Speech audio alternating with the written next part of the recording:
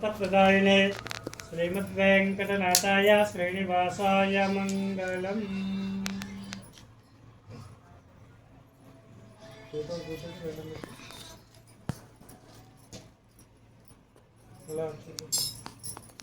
तृतीयोऽध्याय प्रारम्भः।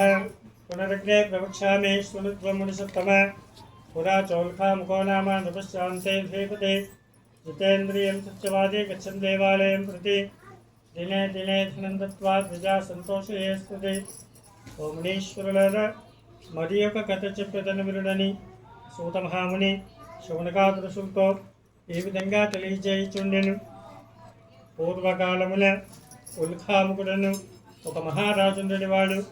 ఈ మహారాజు తన ప్రజలను కన్నబిడ్డల వలె చూచుచు రాజ్యపాలన చేయుచుండెను. కానీ ఈ మహారాజుకు సంతానం లేని కారణం చేత ఒకరోజు తన భార్యతో కలిసి భద్రశీతా నదీ తీరానికి వెళ్ళి తమకు పుత్ర సంతానం కలగాలనే సంకల్పంతో ఆ నదీ తీరముననే సత్యనారాయణ స్వామి వ్రతాన్ని భక్తి శ్రద్ధలచే చేయుచుండెను. ఈ మహారాజుట్లు వ్రతాన్ని చేస్తుండగా సాధువు అను ఒక షావుకారు తన వ్యాపారం కొరకై ఇదే మార్గమున పోవచ్చు ఈ మహారాజు చేయుచున్న వ్రతాన్ని చూచి వెంటనే ఆ మహారాజు వద్దకు పోయి ఈ విధంగా ప్రశ్న వేశాను. ఓ మహారాజా, మీరు భక్తి శ్రద్ధలతో చేయుచున్న ఈ వ్రతం పేరేమి? ఈ వ్రతమును చేసిన ఏమి ఫలితం వస్తుందని ప్రశ్న వేయగా ఈ మహారాజు ఆ షావుకారుని చూచి పోయి, మేము పుత్ర సంతానం పొందుటకై సత్యనారాయణ స్వామి వ్రతాన్ని చేస్తున్నామని ఈ వ్రతమును చేయవలసిన విధానాన్ని కూడా చెప్పాను.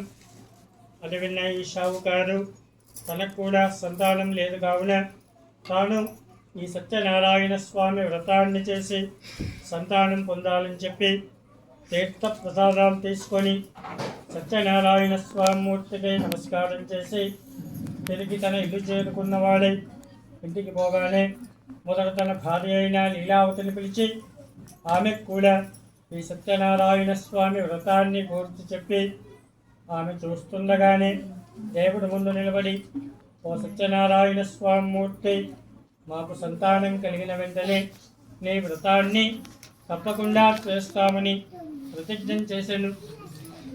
కొంతకాలమునకు సత్యనారాయణ స్వామి అనుగ్రహం చేత షావుకారు భార్య అయిన లీలావతి గర్భవతి అయి నవమాసములు మోసి 10వ మాసమున ఒక చక్కటి కుమార్తెను కనెను.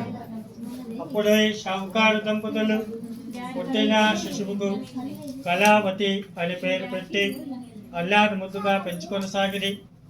ఈ కళావతి శుక్లపక్ష చంద్రుని వలె దిన ప్రవర్ధమాగుతుండెను.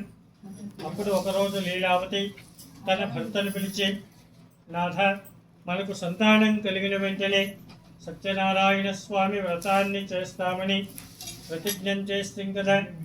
ఆ సత్యనారాయణ స్వామి అనుగ్రహం చేతలే మనకు సంతానం కూడా కలిగినది కదా. అయినను ఆ వ్రతాన్ని ఎప్పుడు చేద్దామని ప్రశ్నించగా ఈ షావుకారు తన భార్యను చూచి, ఓ లీలావతి, మన అమ్మాయి వివాహ కాలంలో ఆ వ్రతాన్ని చేద్దాంలే అని చెప్పి అప్పటికామెను సమాధానపరిచి తిరిగి దేవుడి ముందు నిలబడి, ఓ సత్యనారాయణ స్వామి మూర్తి, మా అమ్మాయి వివాహ కాలంలో నీ వ్రతాన్ని తప్పకుండా చేస్తామని రెండవసారి ప్రతిజ్ఞ చేశాను. ఇలా కొన్ని సంవత్సరాలు గడిచిన తర్వాత ఈ కళావతికి వివాహం చేయుటకు తగిన వయస్సు వచ్చటం వలన ఈ షావుకారు ఒక యోగ్యుడైన దూతను పిలిచి తన కుమార్తెకు తగినటువంటి మంచి వరుణ్ణి చూసి తీసుకురమ్మని నగరంలోకి పంపాను. అప్పుడు ఆ దూత కాంచన నగరంలోకి పోయి ఒక యోగ్యుడైన వైశ్యకుమారుని చూచి నిశ్చయించుకొని తన వెంట తీసుకొని వచ్చాను. ఈ వైశ్యకుమారుడు అన్ని విధములుగా తన కుమార్తె అయిన కళావతికి తగి ఉండటం వలన షావుకారు దంపతులు వైశ్యకుమారునకు కళావతిని ఇచ్చి మహావైభవంగా పెళ్లి చేసిరి. కానీ ఈ వివాహమైన తర్వాత కూడా షావుకారు దంపతులు సత్యనారాయణ స్వామి వ్రతాన్ని చేయుట మరలా మర్చిపోయింది. కొన్ని రోజులు గడిచిన తర్వాత ఈ షావుకారు తన అల్లుణ్ణి వెంటబెట్టుకొని చంద్రకేతు మహారాజు యొక్క నగరమైన రత్నసానపురమునకు బయలుదేరి వెళ్ళి అక్కడ తమ వ్యాపారాలలో మునిగిపోయి ఇదంతయు చూచిన సత్యనారాయణ స్వామిమూర్తి ఆగ్రహం చెందినవాడై ఏమిరా ఈ షావుకారు మొదట సంతానం లేనప్పుడు సంతానం కలిగిన చోన వ్రతాన్ని చేస్తానని అప్పుడు చేయలేదు, ఇప్పుడు రెండవసారి అమ్మాయి వివాహంలో చేస్తానని వివాహమైన తర్వాత కూడా నా వ్రతాన్ని మరిచిపోయి వ్యాపారాలలో మునిగిపోయిన ఈ షావుకారులిద్దరికీ తగిన శాస్తి చేయాల్సిందని ఆ రాత్రి ఇద్దరు మాయా దొంగలను సృష్టించి చంద్రకేతు మహారాజు యొక్క ధనాగారానికి పంపి అక్కడున్న ధనంలోంచి కొంత ధనాన్ని దొంగిలింపజేసి ఆ ధనాన్ని తీసుకువచ్చి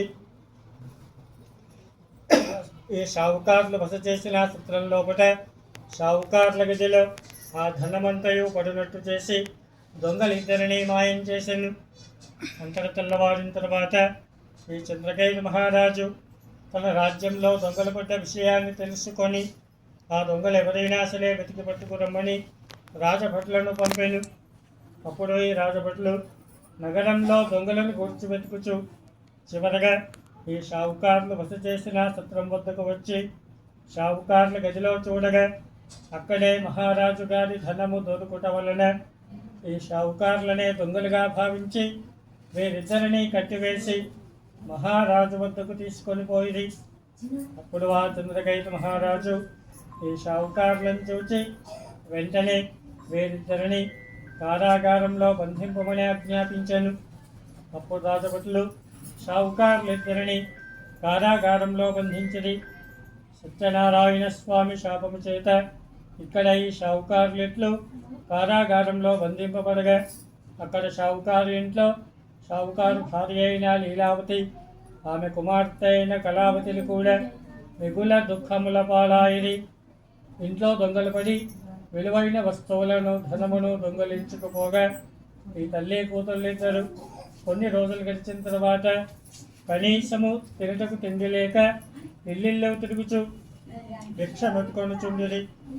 అట్లు ఒకరోజు ఈ కళావతి మిగుల ఆకలితో ఉండి నగరంలో తిరుగుచుండగా ఒక బ్రాహ్మణి గృహంలో సత్యనారాయణ స్వామి వ్రతం జరుగుతుండగా ఈ కళావతి ఎక్కడికి పోయి వ్రతమును చూచి కథ విని తీర్థ ప్రసాదాలు తీసుకొని చాలా పొద్దుపోయిన తర్వాత ఇంటికి పోగా తల్లి ఆమెను చూచి ఓ కళావతి నీవింతసేపటి వరకు ఎక్కడికి వెళితేవని ప్రశ్నించగా ఈ కళావతి తన తల్లిని చూచినది, అమ్మ ఒక బ్రాహ్మణి గృహంలో సత్యనారాయణ స్వామి వ్రతం జరుగుతుండగా అక్కడనే ఉండి కథ విని తీర్థ ప్రసాదాలు తీసుకొని వచ్చి తిని అందువల్లనే ఆలస్యమైనది అని చెప్పాను.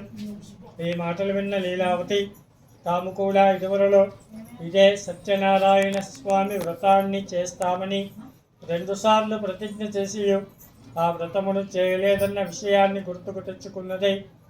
ఆ వ్రతాన్ని చేయని కారణం చేతనే మనకిట్టి కష్టములు దుఃఖములు సంభవించినాయి. కావున ఆ సత్యనారాయణ స్వామి వ్రతాన్ని తప్పకుండా చేయాల్సిందని చెప్పి ఒక శుభదినమున బ్రాహ్మణ్ణి పిలిపించి యథావిధిగా భక్తి శ్రద్ధల చేత ఈ సత్యనారాయణ స్వామి వ్రతాన్ని ఆచరించి, ఓ ప్రభు మా అందరి అపరాధములు క్షమించి నా భర్తను నా అల్లుడిని త్వరలో ఇంటికి వచ్చినట్లు చేయమని అనేక విధములుగా ప్రార్థించను. ఇప్పుడు ఆ సత్యనారాయణ స్వామి మూర్తి షావుకారు భార్య చేసిన ఈ వ్రతమునకు సంతృష్టి చెందినవాడై ఆ రాత్రి ఎందే చంద్రకేతు మహారాజు కలలో కనిపించి, ఓ మహారాజా, నీవు కారాగృహమున బంధించిన షావుకారులిద్దరు నిజంగా దొంగలు కారు. నా శాపం చేతనే వారికిట్లయినది. కావున రేపు ప్రాతకాలమందే ఆ షావుకారులిద్దరిని విడిచిపెట్టుము. ఆ విధంగా చేయనిచో నిన్ను రాజ్యము తోడను పుత్రుల తోడను సకలేశ్వర్యం తోడను సర్వనాశనం చేస్తానని అంతర్ధానుడయ్యను. పిమ్మటై చంద్రకేతు మహారాజు సూర్యోదయం కాగానే రాజభట్లను పంపించి షావుకారులిద్దరిని కారాగారం నుండి విముక్తి చేయించి తన వద్దకు రప్పించుకొని ఆ షావుకారులను చూచిన వాడే పోయి షావుకారులారా మేలుగా సుఖంగా ఇంటికి పొందని పంపివేసిన వాడాయను. అప్పుడే షావుకారులు ఇద్దరు ఆ మహారాజులకు నమస్కారం చేసి తిరిగి తమ ధనాన్ని తీసుకొని తమ దేశానికి బయలుదేరి వచ్చుచుండిరి. ఇదే శ్రీ స్కాందపురాణే దేవాకాండే సత్యనారాయణ వ్రతకథాయాం తృతీయోధ్యాయः समाप्तः। सत्यनारायण भगवान की जय।